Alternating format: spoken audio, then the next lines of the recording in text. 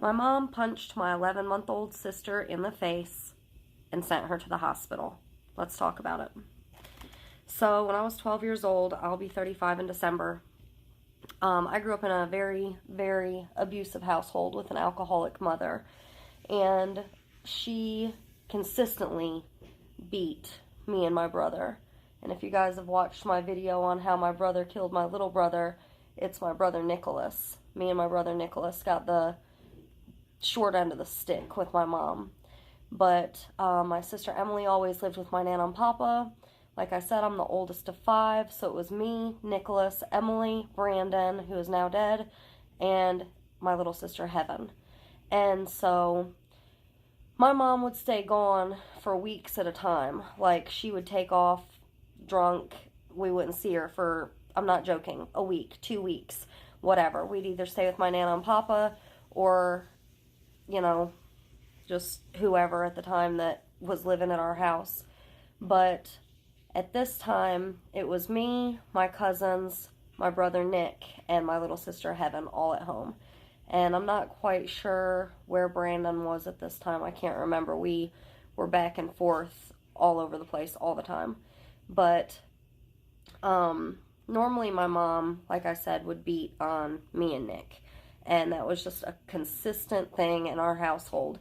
And I'm not talking like spankings. I'm talking about my mom would drag me up and down the hall by my hair, throw me into walls, like things like that. And I can give you guys more story times on some of the abuse that I dealt with firsthand. But on this day in particular, my mom was super drunk. It was the middle of the day, and I was standing in our hallway, and I could see in her room, and Heaven was 11 months old. She was learning how to crawl. And so she stood up on my mom's leg, was like learning to pull herself up and stand. And my mom pushed her backwards and pushed her down on the floor. And so Heaven is a baby. She doesn't know any better, and pulls herself back up. And my mom says, "Get the fuck off of me. Get the fuck off of me." And so I'm watching all this from the hallway. And Heaven pulls herself back up onto my mom. And my mom proceeds to pick her up by her onesie and punch her dead in her face. And I'm not exaggerating on that. I'm talking, she hit her like an adult.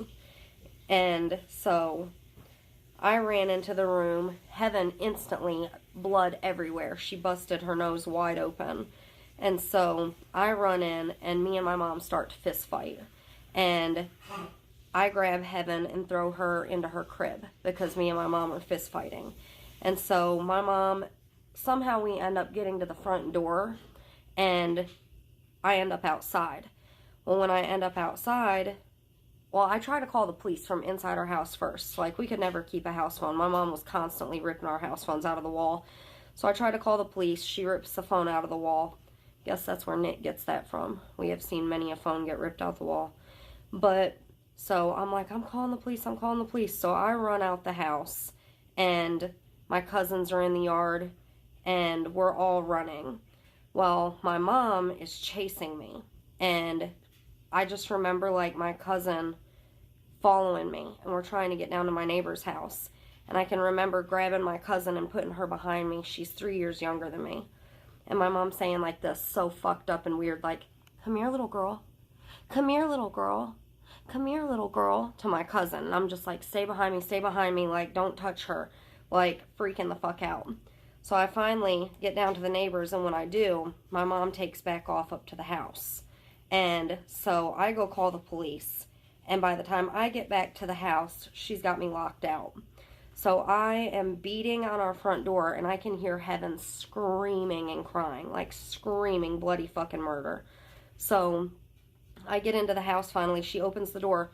She's psychotic, you guys. She opens the door, and she looks at me. She's holding Heaven on her hip. Blood is running out of her nose, all down her little onesie. My mom just looks at me like, "What? What's wrong?" Like, I'm crazy. And so we start fighting over Heaven again. And next thing I know, the fucking police pull in. Ambulance, all kinds of shit. Heaven starts going into a seizure. And so they load her up into the ambulance, and she's seizing. And so my mom's in handcuffs. And we've got a big horseshoe driveway. It's like gravel. And I just remember the ambulance leaves with Heaven. Me and my cousins and my brother, all of us are just like, what the fuck is going on? And I remember my mom's friend Shelly fucking pulling in, and I hate this bitch. I've still ran into this bitch to this day, and I'm like, you can get it, motherfucker, anytime. Just say the word, and she knows it too. I don't fuck around with this lady. But I remember my mom's in handcuffs in the back of the cop car. And I remember this bitch walking up to me and being like, do you see what you did? I'm 12. Do you see what you did, you little fucking bitch? Do you see what you did, you little fucking bitch? This is your fault. This is your fault. Now your whole family's going to get taken away. You see what you did to your mom? And my mom is in the back of the cop car. And she's screaming, you see what you did, Sarah? You see what you did? You're never going to see your brothers and sisters again. You're never going to see your brothers and sisters again. And so we end up, me, Nick, my cousins, all of us end up at DCS, like where they put kids to figure out what the fuck to do with them. And so my cousin's parents come get them, and I end up going to my dad's. My dad ends up coming and getting me and Brandon. And so we go straight to him. But Nick and Heaven have different dads. So they both went into foster care. Well then, for some reason, I guess my dad had never had a paternity test on Brandon. So they took Brandon from my dad. And they put him in foster care. And so then I had to move in and stay with my dad. And we had to get Brandon on visitation. And then my dad ended up, he did get Brandon. Like, there was a whole paternity test, all the things, and we ended up getting Brandon. But, living with my dad, my stepmom was a fucking, like, just as bad as my mom was, my stepmom was just as fucking evil. But not in a put my hands on you type of way. In, like, a manipulative, I'm gonna one-up you, like, I'm gonna make your life fucking miserable type of way. Like, to the point where I wanted to go back with my mom. That's how fucking bad my stepmom was. And I'm not joking. I could go into a whole fucking story time on living with my dad, which me and my dad have a great relationship now. I just want to say that. I love my dad very much. Our relationship is fixed, and we've had a lot of heart-to-hearts on things, and he knows that things didn't go the way that they should have. And I hold no ill will towards my dad. Like, we have come a long way with our relationship. But I'll never forget, my dad had to take Brandon back to foster care one night. This is what kind of person my stepmom was. My dad's taking Brandon back to foster care. My stepmom comes and sits on my bed. She had her own son, not by my dad. She had her own little fucking king of the world, her kid, okay? She sits on my bed. She leans in next to me and she says, I just want you to know your dad will never love you as much as he loves me. And I knew right there I was fucked, you guys. I knew right there I was fucked. And that's a whole fucking thing. Like, I ended up moving out of there when I turned 17, and I was back and forth between my nana, my papa's, and my dad's, and my mom's. I even went back to my fucking mom's. It was that bad. Like, my stepmom was fucking psychotic.